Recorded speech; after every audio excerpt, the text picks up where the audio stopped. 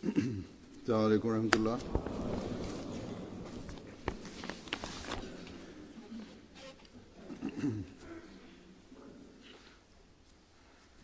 أشهد أن لا إله إلا الله وحده لا شريك له وأشهد أن محمدا عبده ورسوله أما بعد فأعوذ بالله من الشيطان الرجيم بسم الله الرحمن الرحيم الحمد لله رب العالمين الرحمن الرحيم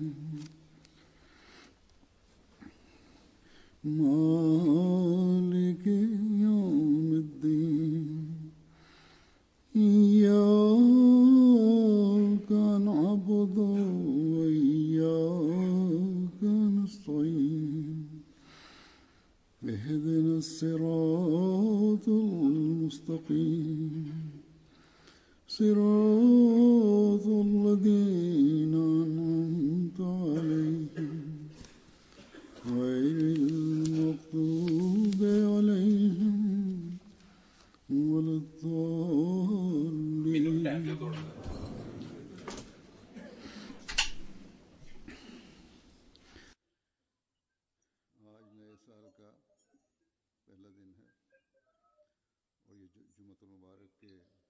Bugün yeni yılın birinci günüdür ve bu Cuma-tul Mübarek günüyle başlamaktadır.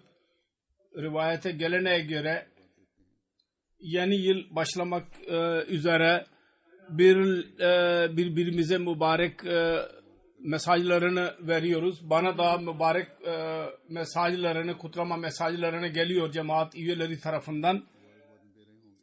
Sizler dahi birbirinize kutluyorsunuz yeni yılınızı. Batı'da yahut ilerlemiş ülkelerde yeni yıl gecesinde bütün gece gürültü yapılır, içki içilir ve fişekler atılır ve bunlarla bunlarla yeni yıl başlatılır. Hatta İslam ülkelerinde dahi aynı şekilde gelecek yıl kutlanır. Dubai'de aynı şekilde haber geliyordu. Orada bütün bu oyunlar oynanıyordu. Ve onunla birlikte 63 katlı bir bina yanıyordu. Onun manzaralarını dahi gösteriyorlardı. O da kül oldu. Fakat televizyonda sık sık ilan ediliyordu. Bununla bir fark olmaz. Bu ateş varsa olsun, felaket varsa olsun, biz aynı yere yakın bir yerde kendi programımıza göre mutlaka fişekleri atacağız ve oyunlar oynayacağız.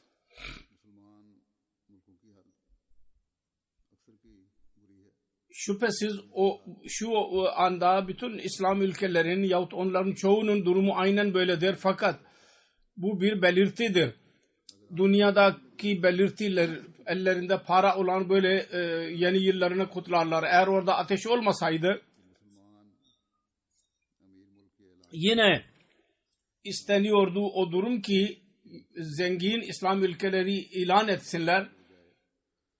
Biz bu anlamsız işlerde parayı harcayacağımıza birçok İslam ülkeleri vardır, fakir ülkeler, biz onlara yardım edeceğiz. Fakat burada kendi talimatını unutarak durum böyledir ki bunların birkaç gün önce Dubai'den bir haber geliyordu.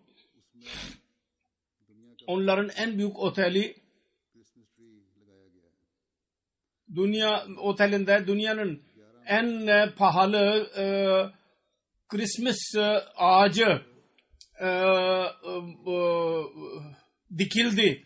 11 milyon dolar parası vardı, kıymeti, değeri vardı. Müslüman ülkelerin şimdi eğilimleri bunlardır. Bu gibi işler. Fakat Ahmediler arasından Allah-u Teala'nın lütfuyla birçok kimse vardır. Onlar gecelerini ibadet ile geçirdiler. Yahut sabahleyin erken kalkarak nafile namaz kılarak yeni yıllarını başlattılar, ilk günlerini. Birçok yerde cemaat ile teheccüd namazı dahi eda edildi. Fakat bütün bunlara rağmen biz bu Müslümanların gözünde biz gayrimüslimiz ve bunlar oyun oynayanlar ve parayı boş harcayanlar, yabancı dinlerin geleneklerine göre hareket edenler, bunlar Müslümandırlar. Kısacası biz Allah-u Teala'nın lütfuyla biz Müslümanız ve hiçbir kimse tarafından bir sertifikamıza ihtiyacımız yoktur. Eğer bir sertifika varsa da istiyorsak da o yüce Allah-u Teala'nın gözünde gerçek Müslüman olarak bir diploma almaktır. Ve bu kadar yeterli değil onun için ki biz yılın birinci gününde kişisel olarak yahut içtimai bir şekilde teheccüd namazı kıldık. Yahut sadaka verdik. Yahut hayırlı işler yaptık. Ona benzer bazı diğer işler. Ve Allah-u Teala'nın rızası bize hasıl oldu. Tabii ki bu hayırlı işler Allah-u Teala'nın lütuflarını cezbedenler olabilirler. Fakat şartlar vardır. İstiklal olmalı onlarda. Devam olmalı. Yüce Allah müstakil hayırları kendi kulundan ister. Yüce Allah ister ki onun kulu müstakil bir şekilde onun buyruklarına bağlı kalsın. Hayırları yapan olsun. Namaz ve teheccüd ile birlikte, gece namazı ile birlikte kalplerde pak bir inkılap yaratmamız gerekir. Ancak o zaman Allah-u Teala razı olur.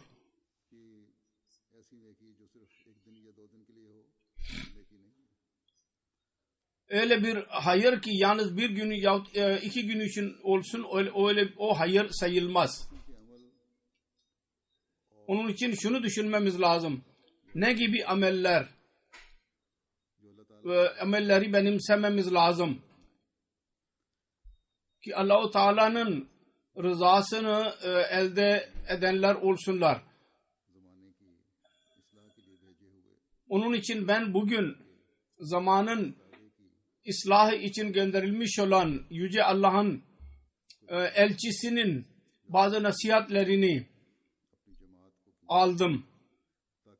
Kendisi değişik zamanlarda kendi cemaatine bu nasihatlerde bulunmuştur. Ki müstakil bir şekilde durmadan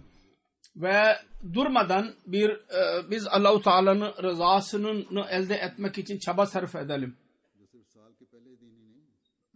Bu sözlerdir.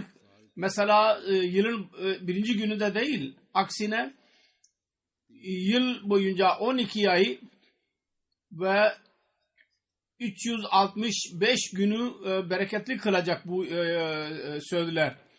Ve biz Allah-u Teala'nın lütuflarını elde edenler olabileceğiz bunlarla. Vaat edilen Mesih Aleyhisselam bir yerde şöyle der. Şimdi dünyanın durumuna bakın. Bizim Peygamberimiz sallallahu aleyhi ve sellem kendi ameliyle şunu gösterdi. Benim ölümüm ve benim hayatım her şey Allah içindir. Ve şimdi dünyada Müslümanlar vardır. Birisine denilir ki sen Müslüman mısın? O der ki elhamdülillah ben Müslümanım. Kelimesini okur. Onun hayatının usulü Allah-u Teala için olmak idi. Fakat bu dünya için yaşar. La ilahe illallah derler fakat Allah yerine buyurdu ki dünya için yaşıyor ve dünya için ölüyor. Can çekişmesi başlayıncaya kadar onun dünyayı sever, onu talep eder ve onu arar. Sonra nasıl diyebilir ki ben Resulullah sallallahu aleyhi ve sellemin tabiyim, Resulullah'a tabiyim, onu nasıl diyebilir? Bu çok dikkate şayan bir emirdir. Onu yüzeysel olarak ona bakmayın. Müslüman olmak kolay değil. Resulullah sallallahu aleyhi ve sellem'e itaat ve İslamiyet'in örneği. Ne zamana kadar biz kendimizde yaratmazsak teselli bulmayız. Bu bir eğer yalnız Müslüman olarak sayılıyorsanız bu yalnız bir yüzeyidir. Kur'an-ı Kerim'in talimatına eğer amel etmiyorsanız yalnız isim ile memnun olmak bir akıllının işi değil. Dış kabuktur bu. Bir Yahudi'ye bir Müslüman dedi ki sen Müslüman ol. O dedi ki sen yalnız isim ile memnun kalma. Yahudi dedi ki ben oğlumun ismini Halid koydum. Ve akşam olmadan önce vefat etti. Halid ebedi olarak kalan demektir. Fakat bu isim ile o hayat bulamadı. Onun hayatı bir gün dahi o kalmadı. Onun için gerçeği talep edin. Yalnız isimlerle razı olmayın.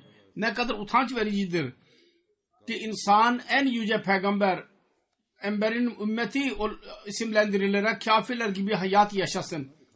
Siz hayatınızda Muhammed Resulullah sallallahu aleyhi ve sellem'in örneğini gösterin. Aynı durumu yaratın ve bakın. Eğer durum aynı değil ise o zaman siz şeytanın ağına tabisiniz. Onun arkasında yürüyorsunuz. Kısacası şimdi bunu iyi anlayabiliyoruz. Ki Allah-u Teala'nın sevgilisi olmak insanın hayatının gayesi olmalıdır. Çünkü Allah-u Teala'nın sevgisi insan olmazsa ve Allah-u Teala'nın sevgisini elde etmezse başarılı bir hayat geçiremez.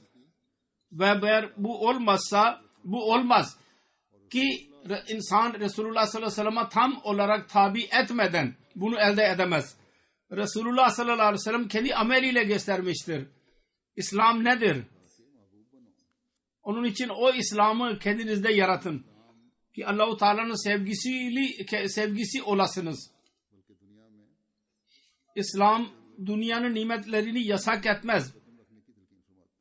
Hatta dünyada yaşarken dinimizi dünyadan daha üstün tutmamızı emreder. Bu konuda Seyyidina Mesih Maud Aleyhisselatü Vesselam bize der ki İslam rahbaniyeti yasak etmiştir. Bu korkakların görevidir. Müminin ilişkileri dünya ile ne kadar geniş olursa onun yüce mertebelerini sağlar kendisine. Çünkü onun gayesi din olur. Ve dünya ve onun malı dinin hizmetçisi olur. Onun için asıl şudur ki dünya kendi zatında maksud olmasın. Asıl gaye din olsun. Ve öyle insan dünyayı elde etsin ki o dinin hizmetçisi olsun. Mesela bir insan bir yerden başka bir yere gitmek için yolculuk için bir binek ve azık alır. Onun asıl gayesi menzile varmak olur. Binek ve azık gayesi olmaz. Aynı şekilde insan dünyayı elde etsin fakat dinin hizmetçisi olarak Rabbana atina fid dünya haseneten ve fil ahirete haseneten Allah-u Teala böyle bir talimat ileri verdi. Rabbana atina fid dünya haseneten ve fil ahirete haseneten. Bunda dahi dünyayı üstün tutmuştur.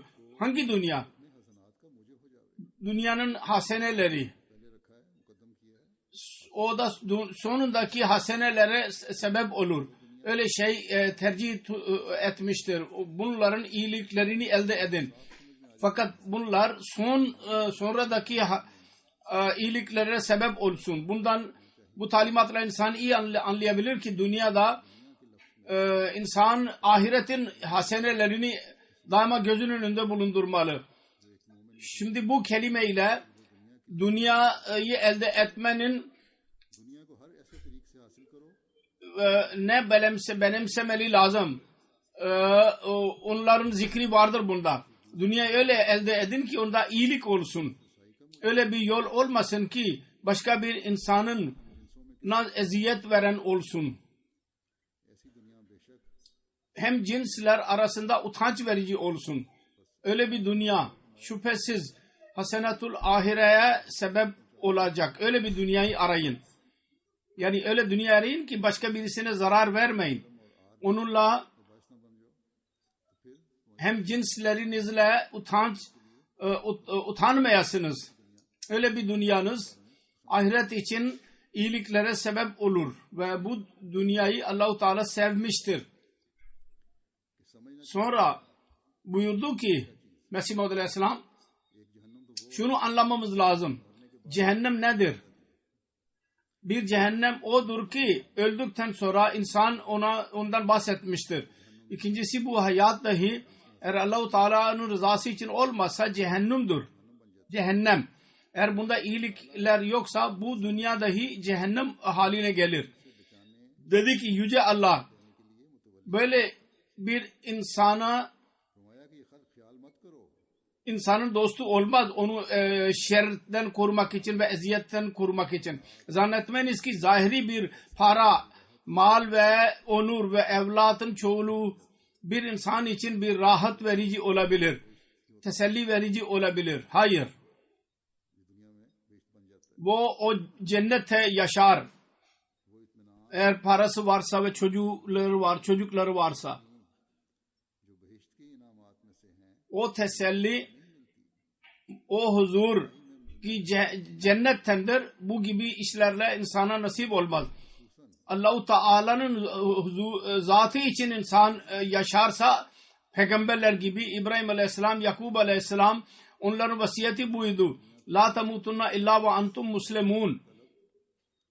Dünyanın lezzetleri bir çeşit pis hırsları yaratarak insanın susuzluğunu çoğalır.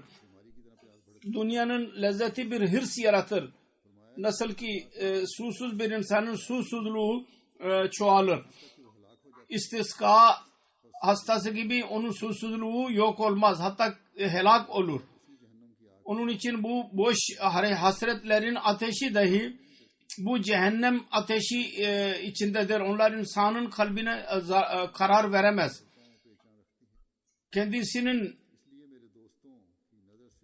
Kendisini bir ızdıraba sokar.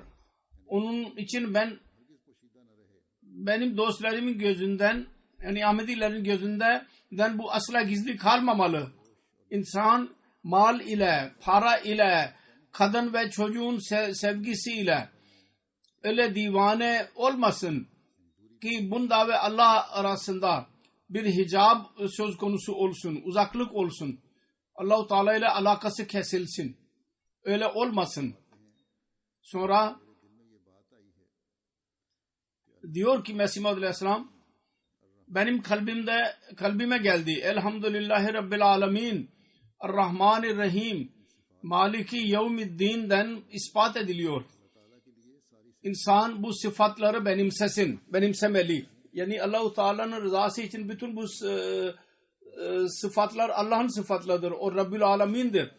Yani her alemde lütfe ve çocuğun doğmadan önceki bütün durumlarda Rahmandır, Rahim'dir ve Maliki Yevmiddin'dir. Rab'dır. İyyâke na'budin derse bu ibadette aynı Rab oluşu, Rahimiyet ve Rahman oluşu bunların sıfatlarını benimsemeli insan. Allah-u Teala bütün bu sıfatlarını kendi zatında benimsemesi lazım. Dedi ki kemal insanın şudur ki takhallaku bi ahlakillah yani Allah-u Teala'nın rengiyle renklenin. Bu sıfatları benimsesin. Bunda sona ermedikçe durmasın ve yılmasın.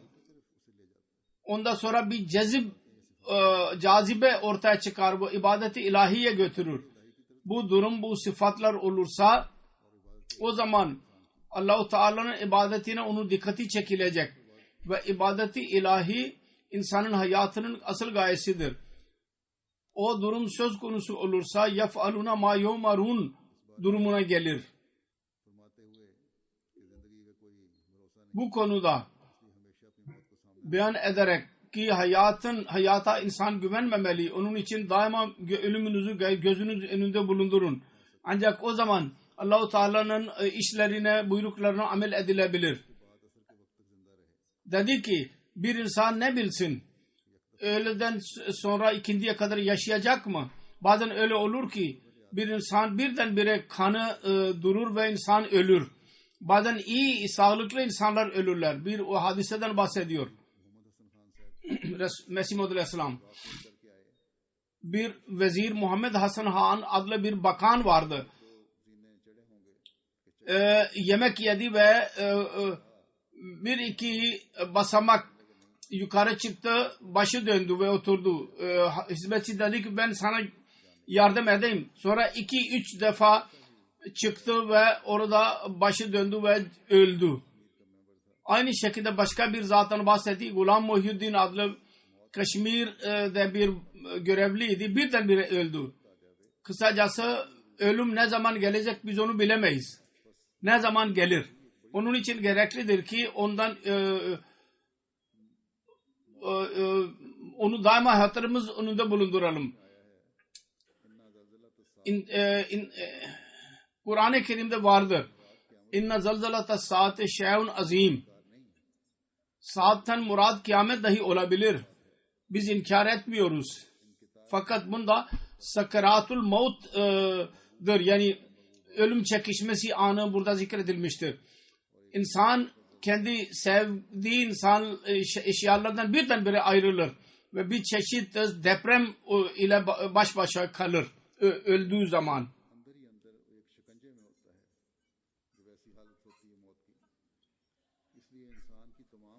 Sanki içten içe yakalanmış olur. Bir insan ölümü daima hatırında tutmalı. Öyle bir durum olursa insan sanki yakalanmış olur ölüm gelmeden. Asıl budur. Büyük bir şeydir. Onu daima gözlerimizin önünde bulundurmalıyız. Ve dedi ki saadet şudur ki daima ölümü hatırda tutsun.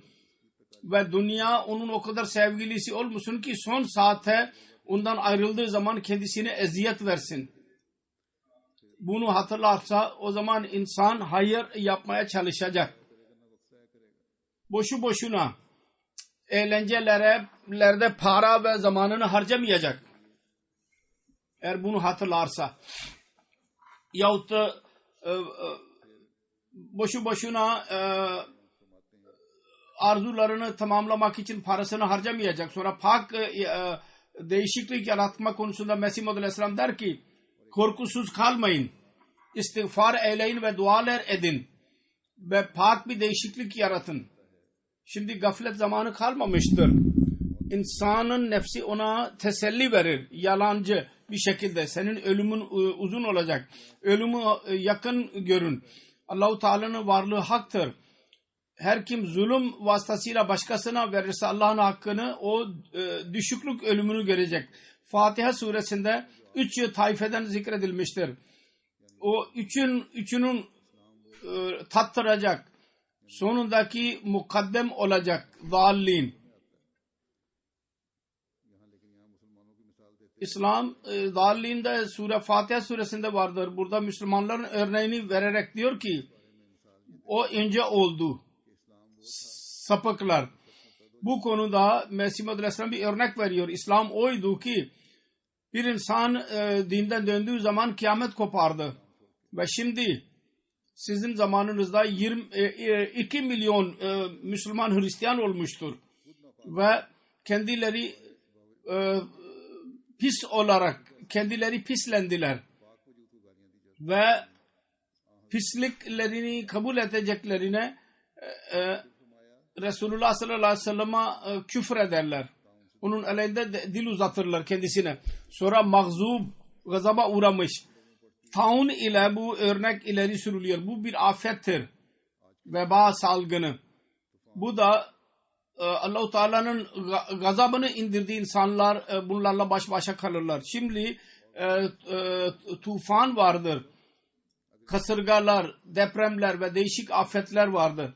Bütün bunlar eğer insan düşünürse Allah-u Teala'nın öfkesinin indiğini görecek. Bunlar sonunda Allah-u Teala'ya götürürler insanı. Ona hissini uyandırır ki Allah-u Teala'nın önüne eğilsin ve bu öfkeden kurtulmuş olsun. Dedi ki bundan sonra An'amta aleyhim taifesi vardır. Bu bir kaidedir ve Allah-u Teala'nın eski sünneti vardır. O her ne zaman bir kavme muhatap ederek der ki bu işler yapmayın, o kavim arasından bir taife mutlaka onları yapacaktır. Allah-u Teala'nın emrinin dışına çıkacak. Allah-u Teala ne zaman derse ki bu işi yapmayacaksınız, anlamı şudur ki onu mutlaka yapacaklar. Allah-u Teala uyarıyor. Bunu siz mutlaka yapacaksınız. Fakat yapmayın çünkü ceza göreceksiniz. Hiçbir kavim gösterin ki onlara denildi ki bu işi yapmayın ve onlar yapmamış olsunlar. Bir kavme dedi ki bunu yapmayın, onlar mutlaka yaparlar. Allah-u Teala Yahudiler dedi ki tehrif yapmayın. Mukaddes, Kitab-ı Mukaddes'de Tevrat'ta onlar tehrif yaptılar. Kur'an hakkında demedi ki tehrif yapmayın. Dedi ki İnna nahnu nazzalna zikra ve inna lehu lahafezun. Bu zikri biz indirdik ve onun koruyucusu da biz olacağız. Kısacası dua edin. Allah-u Teala An'amta aleyhim taifesinin arasına bizi katsın. An'amta aleyhim yani Allah-u Teala mükafatlandırdığı insanlara girmek için mustakil dualar gereklidir. Bir yahut iki günlük dua yeterli değil. Sonra hak değişiklik ve son hayatın durumu takva ile oluşur. Ve takva insan ahirette de insana mutluluk çıkarır. Bu konuda Mesih Maud Aleyhisselam der ki takvalı insan üzerinde Allah bir tecelli eder. Allah-u Teala'nın gölgesinde olur o öyle birisi. Fakat gereklidir ki takva halis olsun. Şeytanın hiçbir parçası olmasın onda. Allah-u Teala şirki sevmez. Eğer bir kısmı şeytanın olursa Allah der ki hepsi şeytanındır.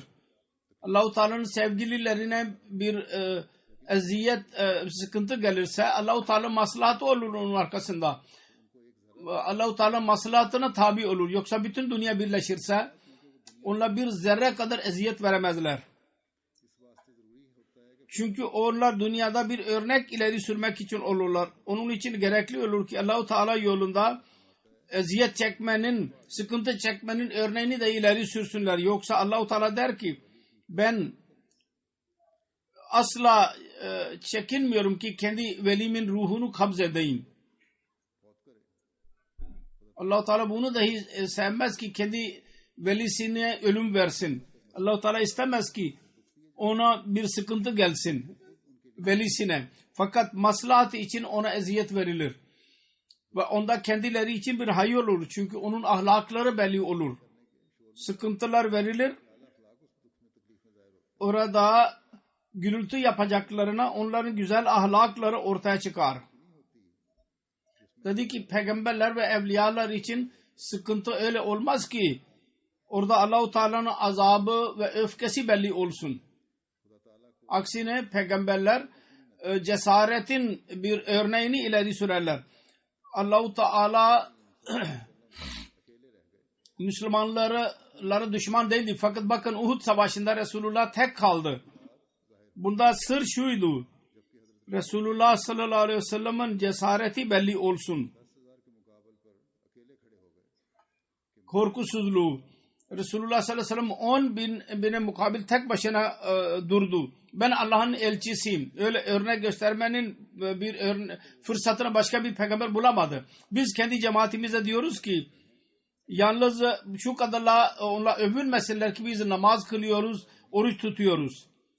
Ya küçük büyük günahlar, zina ve hırsızlık yapmıyoruz.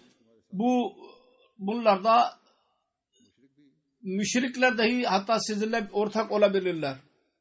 Müşrikler dahi birçok vardır ki bu gibi hayırlar yaparlar. Onların ahlakları iyi olur. Dedi ki takva konusu daha latiftir. Onu elde edin. Yüce Allahu Teala'nın yüceliğini yaratın kalbinizde. Her bir insanın işinde zerre kadar gösteriş olursa Allahu Teala onun reddeder onun iyiliğini. Müstakil olmak zordur. Eğer mesela birisi sana derse ki, örnek veriyor, sen benim kalemimi çaldın. Niye öfkeleniyorsun? Birisi suçluyor. Küçük bir suçlamadır. Ben buraya bir kalem koydum, sen onu çaldın. İnsan öfkelenir. Niye öfkelenmeye ne gerek var? Dedi ki sen Allah için perhiz ediyorsun. Bu öfkeden kurtulmak Allah içindir. Bu öfkelendin ki sen Allah-u Teala'nın tarafında senin yüzün Allah tarafına değildi. Sen öfkelendin çünkü Allah ile senin alakan yoktu. Allah-u Teala'nın çehresini görmüyordun. Allah-u Teala'nın rızasını istemiyordun. Onun için sen en küçük şey üzerinde dahi bazı kimseler öfkelenirler. Eğer Allah-u Teala hatırlarında olursa asla öfkelenmezler. Gerçekten bir insana birçok ölüm gelmedikçe insan müttaki olmaz. Mükafatlar dahi takvanın bir dalıdır. Asıl takvadır. Onun için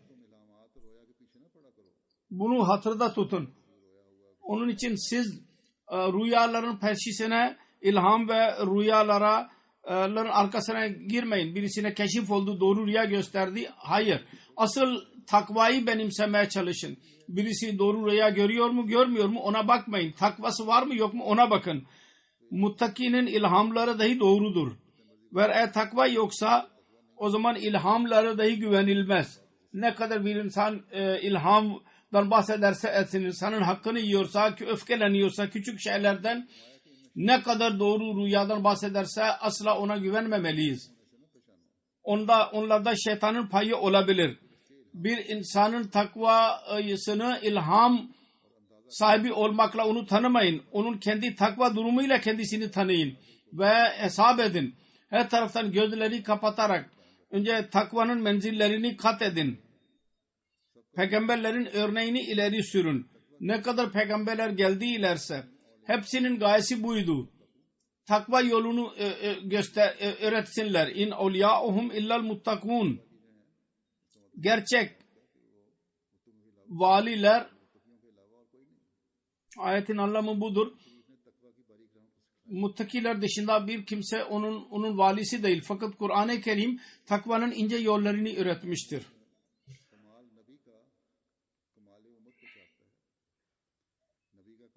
Peygamberin yüceliği, ümmetinin yüceliğini ister. Çünkü Hz. Resulullah sallallahu aleyhi ve sellem Hatemun Nebiyyin idi. Sallallahu aleyhi ve sellem. Onun için Hz. Resulullah sallallahu aleyhi ve sellem'e peygamberlik yücelikleri orada sona erdi. Onların orada sona ermesiyle birlikte hatme nübüvvet oldu. O da Allah-u Teala'yı razı etmek isterse ve mucize görmek isterse, harikul adeyi görmek isterse kendi hayatını dahi harikul ade yapmalı. Bakın, Hatemun Nebiyyin ise Hatemun Nebiyyine inananın bizzat kendisini takvanın en yüce mertebesine ulaşması lazım. Onun için dedi ki kendi hayatınızı harikulade yapın. Bakın, sınava giren çaba sarf eder ve onlar hatta hastalanırlar. Sanki birisi verem hastası olursa öyle zayıflaşırlar. Onun için takva sınavında başarılı olmak için insan her sıkıntıya girmek için razı olmalı. Takva dahi bir sıkıntıdır. Onun için dahi çaba sarf etmemiz lazım. Bir insan o yolda adım atarsa şeytan ona saldırır. Fakat belli bir duruma varınca şeytan orada durur.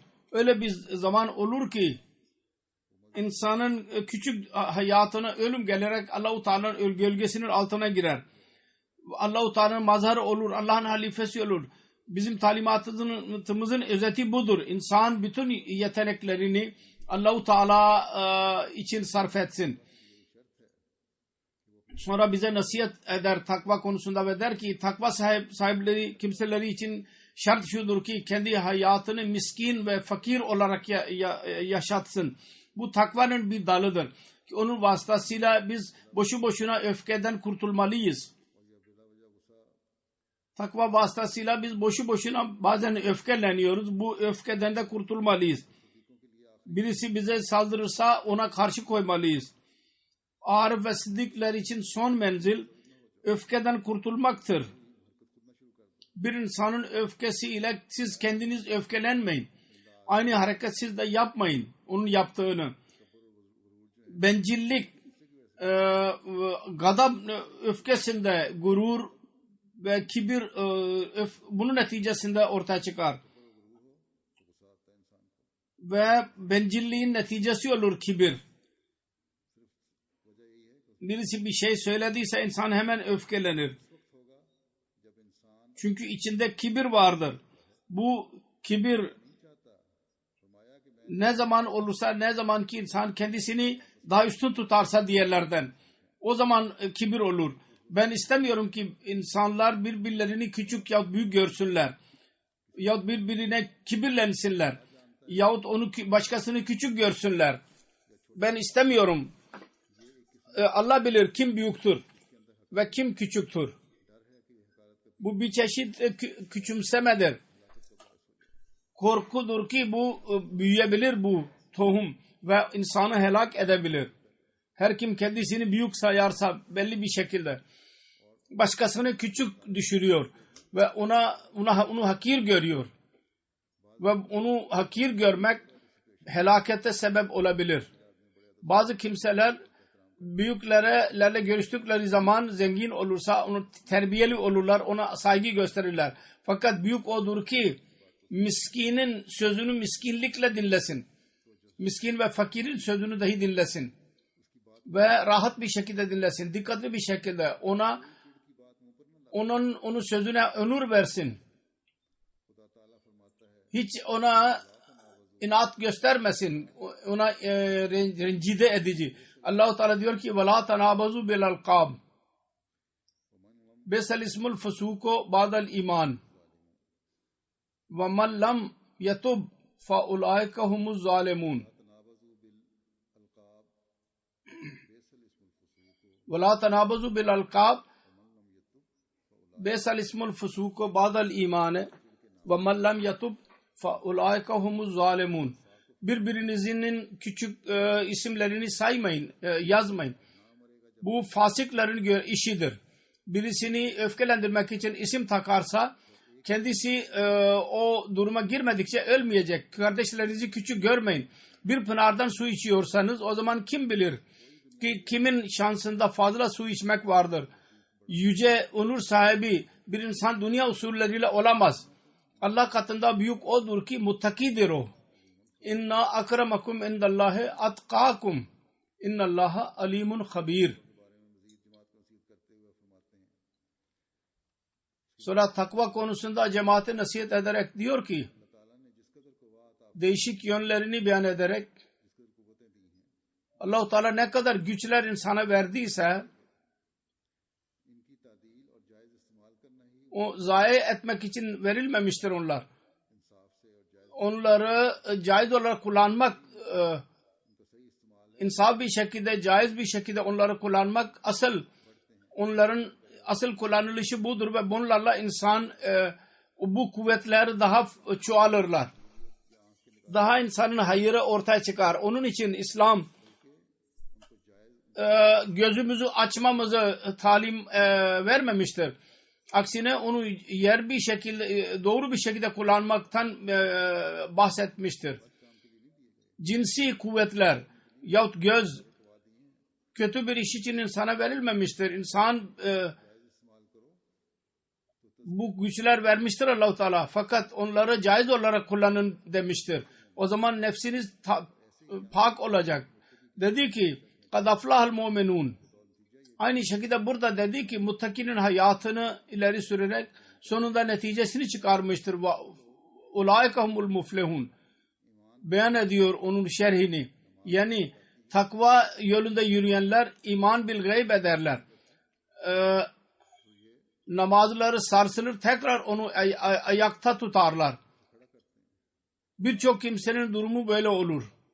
Sarsılır, onu ayağa kaldırırlar. Allah-u Teala'nın verdiğinden verirler. Nefsin tehlikelerini düşünmeden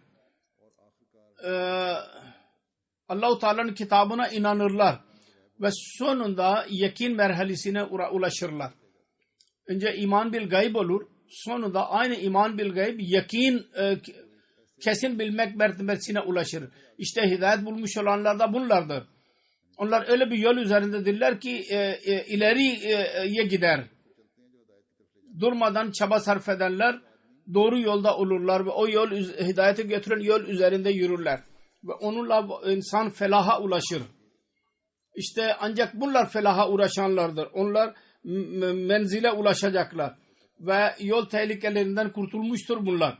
Onun için başlangıçta bize takvanın talimatını vererek öyle bir kitap bize nasip verdi ki orada takvanın vasiyetleri vardı. Onun için bizim cemaatimiz bütün bunları beyan ettikten sonra diyor ki bizim cemaatimiz bu üzüntü bütün dünyanın üzüntüsünden daha fazla benimsesin ki onlarda takva var mı yok mu? Sonra bir yerde der ki eğer istiyorsanız ki her iki cihanın zaferine ulaşsın ve insanların kalplerini üzerinde zafere ulaşasınız, o zaman hayırı benimseyin. Kelam-ı ilahinin hidayeti üzerinde yürüyün. Kendinizi koruyun ve insanlara güzel ahlakların vasıflarını gösterin. O zaman başarıya ulaşacaksınız. Farsçanın bir şiirini zikrederek diyor ki birisi ne güzel demiştir. Sukum kaz dil beru ayet neşinat lacerem bar dil. Hangi söz kalpten çıkarsa mutlaka insanın kalbi üzerinde mutlaka etki yapar.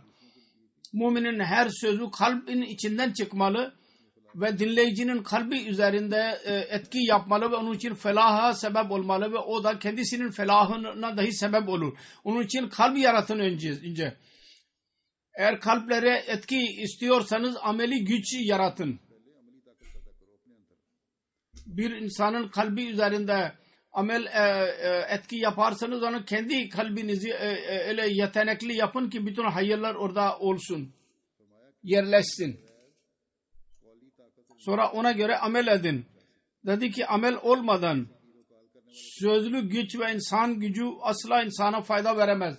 Dil ile tartışan birçok insan vardır. Birçok ulemalar olarak adlandırılarak minberlerde Naib-i Resul, Varisul Enbiya, peygamberlerin varisiyiz diyerek yine kibirlenirler. Kibirden ulaşın derler. Fakat onların kendi yaptıkları kötü işleri şununla muhasebe edin ki onların kalbi üzerinde acaba onların etkisi var mı?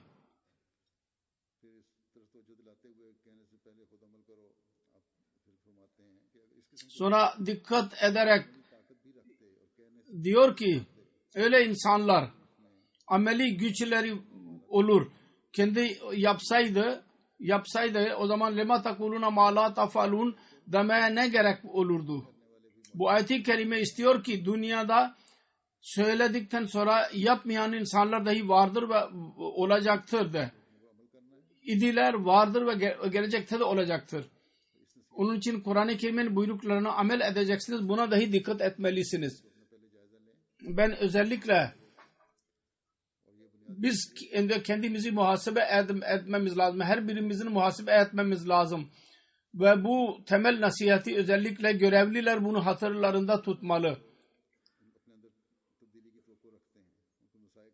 Diğerlerden değişiklikler istiyorlar. Onlara nasihat ediyorlar. Fakat kendileri böyle bir durum olursa söz konusu o zaman tam tersini yaparlar. Yahut orada bahane ararlar. Onlar Allah-u Teala'nın buyruklarını ikinci plana tutarlar. Birçok muamele önümüze çıkar buna benzer. Sonra Daha sonra iş ve söz arasındaki tezat konusunda der ki siz benim sözümü dinleyiniz ve iyi hatırınızda tutun. Eğer insanın sözü kalpten olmazsa ve ameli güç olmazsa içinde o etkili olamaz. Bunda bizim Peygamberimiz sallallahu aleyhi ve sellem'in büyük doğruluğu ortaya çıkar. Çünkü bir başarı ve etki kalplerde kendisine nasip olduysa onun başka bir benzeri insanın tarihinde bulunamaz. Ve şu sebepten oldu ki kendisinin sözünde ve işinde tam uygunluk vardı. Ve biz dahi öyle emredildik ki onun örneğine bağlı kalalım, tabi olalım. Sonra başka bir şeye dikkatimizi çekerek cemaatin bilgili insanları için ve anne babaları için gereklidir ki yüce tahsil edenler gençler için dahi gereklidir. Mesih Maud Aleyhisselam der ki bugünkü bilgili insanlar üzerinde büyük bir afet daha vardır. O da şu ki onlar din bilgisinden asla mahrum olurlar. Onlarla hiç alakaları olmaz. Ona dikkat etmezler. Sonra bir felsefecinin itirazlarını okudukları zaman İslamiyet konusunda şüpheye düşerler. Bir filozof yahut bir bilgin itiraz onları okurlarsa Allah konusunda ya din hakkında o zaman şüpheler uyanır kendi kalplerinde. O zaman Hristiyan yahut ateist olurlar. Böyle bir durumda onların anne babaları dahi onlara zulmederler. Dini bilgilerin etkisi için asla onlara zaman ayırmazlar. Ve başlangıçtan öyle bir işlere onları koyarlar ki onları pak dinden mahrum bırakırlar. Onun için anne babalar çocuklarına dikkat etmeli ve çocuklar, gençler kendi bilgiyi etmek için, dini bilgiyi elde etmek için çaba sarf etmeleri lazım. Ahmediye cemaatinde Allah-u Teala'nın lütfuyla Kur'an-ı Kerim'in tefsirleri o kadar literatür mevcuttur ki eğer o okunursa bütün itirazlar ve vesveseler yok olur kendiliğinden kolay bir şekilde. Sonra birbirlerimizin kardeşliği konusunda der ki cemaatin kardeşliği konusunda birçok defa söylemiş bulunuyorum. Birbirimizle birlikte olun, içtima edin. Müslümanlara Allah-u Teala'nın aynı talimatı vermişti. Siz tek yek vücut olun yoksa gücünüz yok olacak. Namazda birbirinizle bileşik durmanın anlamı şudur ki birlik olsun. Bir insanın hayırı ötekine dahi girsin. Eğer ihtilaf olursa, birlik olmazsa o zaman benasip kalacaksınız. Nasipsiz. Gayeye ulaşamazsınız eğer aranızda ihtilaf olursa. Onun için ihtilafları yok edin. Birlik yaratın. Resulullah sallallahu aleyhi ve sellem buyurdu ki birbirinizi sevin ve birbiriniz için gaybane dua edin. Sevgi ne ister? Belki biliyorsunuz, belki bilmiyorsunuz. Birbiriniz için dua edin ve birisine söylemeden onun için dua edin. Eğer bir insan gaybane bir şekilde dua ederse melek der ki senin için dahi aynısı olsun. Başkası bilmiyor ki kim kimin için dua eder. Fakat böyle yaparsa melek kendisi için dua eder. Ne güzel bir şeydir bu. Eğer insanın duası kabul olmazsa meleğin mutlaka kabul olur. Ben nasihat ediyorum ve demek istiyorum ki birbiriniz aleyhinde ihtilaf olmasın. Ben iki şey getirdim. İlk Allah-u Teala'nın tevhidini benimseyin. İkincisi birbirinizi sevgi gösterin. Öyle örnek gösterin ki yabancılar için bir keramet olsun. Bu delilidir eshablarda ortaya çıktı. Kuntum adan faallafa beyne kulubekum.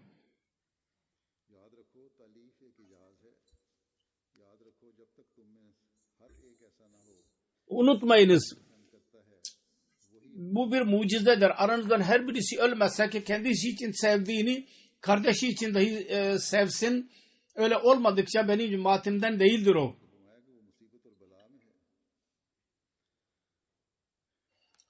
Hatta o musibet ve beladadır. Sıkıntıdadır. Sonra der ki Mesih Maud Aleyhisselam benim vücudumla bir salih bir cemaat inşallah oluşacak. Birbirinizin düşmanlığı nedir? Cimrilik, kibir, bir bencillik ve diğer hisler. Böyle bütün insanlara sancı ile Mesih Maud Aleyhisselam diyor. cimrilik varsa, bencillik varsa, kendi hislerini kontrol edemiyorlarsa ben onları cemaatten ayıracağım. Onlar kendi hislerine sahip olamıyorlar.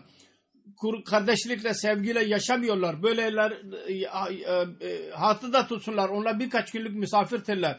Güzel örnek göstermeleri lazım. Ben birisine itiraz etmek istemiyorum. Birisi cemaatime girerek benim buyruğuma göre hareket etmezse o bir kuru bir daldır. Onu ayırmadan nasıl olabilir?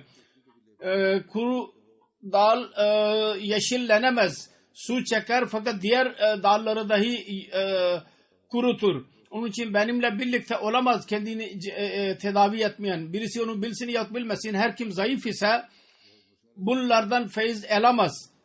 Benim dualarımdan feyiz edemez. Mesih Muhammed Aleyhisselatü Vesselam cemaati için yaptığı dualardan feyiz bulamaz. Onun için her birimiz buna muhasebe etmeliyiz.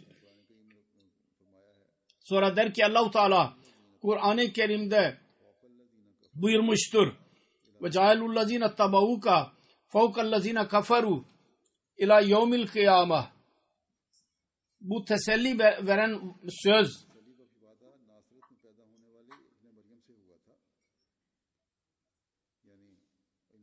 Nasra'da doğan Meryem'in oğlundan oldu. Yani sana tabi olanlara, sana inkar edenlerden daha üstün tutacağım. Onlara üstünlük vereceğim, sana inananlara. Söz verildi Meryem'in oğluna. Fakat ben size müjde veriyorum. Yesu Mesih adı altında gelen Meryem'in oğluna dahi aynı kelimelerle muhatap olarak müjde vermiştir. Dedi ki şimdi siz düşünün, benimle alaka kurarak bu yüce müjdeye, söze ortak olmak istiyorlarsa öyle insanlar olabilir mi ki nefsi emmare durumundadırlar? Hayır, asla.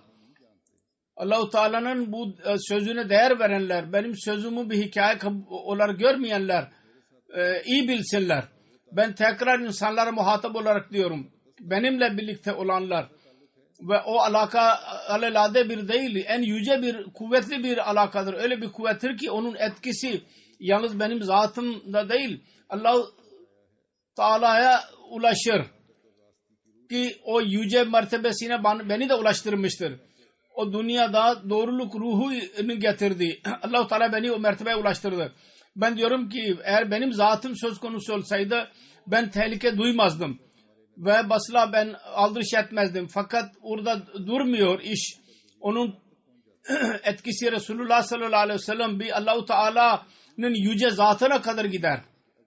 Onun için böyle bir durumda siz iyi dikkatli bir şekilde dinleyiniz. Eğer bu müjdeden pay almak istiyorsanız ve onun misdakı olmak istiyorsanız o kadar büyük bir başarı ki kıyamete kadar kafirlerden üstün çıkacaksınız. Böyle bir susuzluğunuz varsa o zaman ben size söylüyorum. Bu başarı ancak levvame derecesinden çıkarak mutmainne derecesine ulaşmadan bu olamaz. Bundan sonra ben başka bir şey demiyorum. Siz öyle bir insan ile alakanız var ki memur min Allah'tır. Allah'ın elçisidir. Onun için onun sözlerini iyi bir şekilde dinleyin ve ona amel etmek için çalışın. Ki söz verdikten sonra inkar necasetine girenlerden olmayasınız. Sonra duanın kabul oluşunun şartları konusunda der ki bunu dahi huzur kalbiyle dinlememiz lazım. Duanın kabulü için bazı şartlar vardır. Onlardan bazı insanlar dua edenler için olur ve bazı dua isteyenler için olur. Dua isteyen için gereklidir ki Allah-u Teala'nın korkusu onu göz önünde bulundursun ve Allah-u Teala'nın kişisel günahdan korksun ve barışçıl olsun. Takva yoluyla Allah-u Teala'yı sevindirsin. Böyle bir durumda dua kapısı açılır. Eğer Allah-u Teala'yı öfkelendirirse ve onunla savaşırsa onun yaramazlıkları dua yolunda bir sert haline gelir, bir engel olur ve icabet kapısı kapanır. Onun için dostlarımız için gereklidir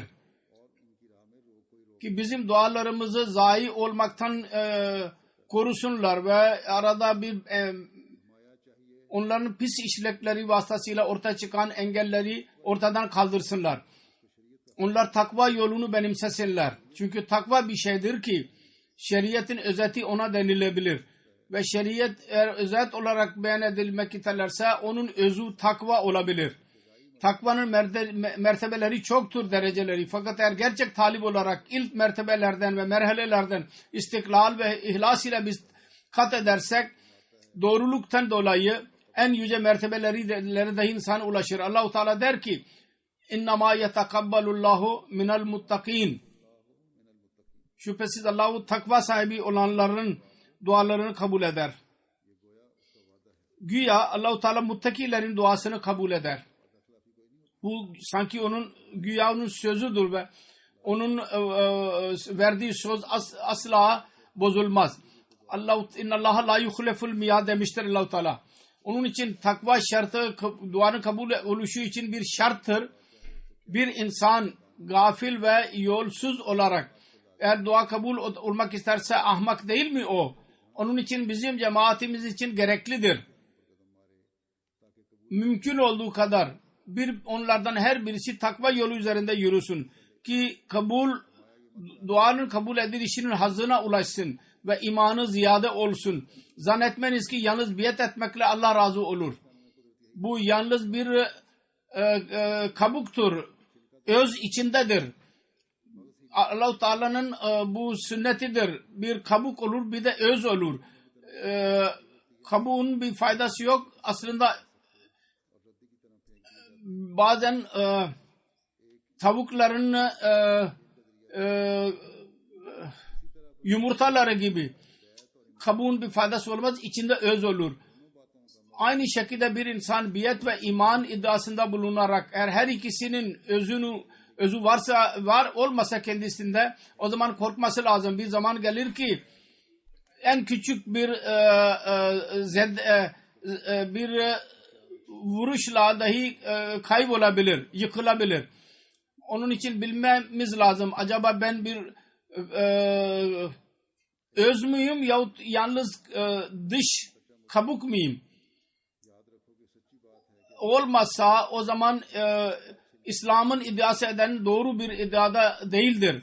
Allah Teala katında öz anlamlıdır. Kışırın anlamı yok. Biliniz ki ölüm ne zaman gelecek. Fakat bu kesindir ki ölüm mutlaka vardır. Onun için benim duam üzerinde memnun olmayın. Asla bu faydalı değildir. İnsan kendisi üzerinde birçok ölüm getirmedikçe, birçok değişikliklerden geçmedikçe insanlığın asıl gayesine ulaşamaz. Dua ediyorum Allah-u Teala bize güç versin. Biz hayatımızı Mesih Muhammed Aleyhisselatü Vesselam'ın arzusuna göre yapan olalım. Ve bizim ayaklarımız hayıra doğru ilerleyen olsunlar her zaman. Biz Mesih Muhammed Aleyhisselatü Vesselam'ın dualarını zayi edenler olmayalım. Aksine o duaları Mesih Muhammed Aleyhisselatü Vesselam'ın cemaati için yapmıştır. Onlara bizi varis kılsın. Amin. Bu dua ile birlikte ben hepinizin yeni yılınızı kutluyorum. Allah-u Teala bu yılı bizim için kişisel olarak ve cemaat bakımından dahi birçok bereketlere sebep yapsın. Elhamdülillah nahmaduhu ve nestaînuhu ve nestağfiruhu ve nu'minu bihi ve netevekkalu aleyh ve na'ûzu billahi min şurûri enfusinâ ve min seyyiâti a'mâlinâ. Men yahdihillahu felâ mudille lehu ve men yudlilhu felâ hâdiye lehu. Ve neşhedü en lâ ilâhe illallah ve neşhedü enne Muhammeden abduhu ve resûluhu. İbâdallâhi rahimakumullah. İnnallâhe ya'muru bil adli vel ihsâni ve itâ'i zil qurbâ وينهى عن الفحشاء والمنكر والبغي يعظكم لعلكم تذكرون اذكروا الله يذكركم وادعوه يستجب لكم ولذكر الله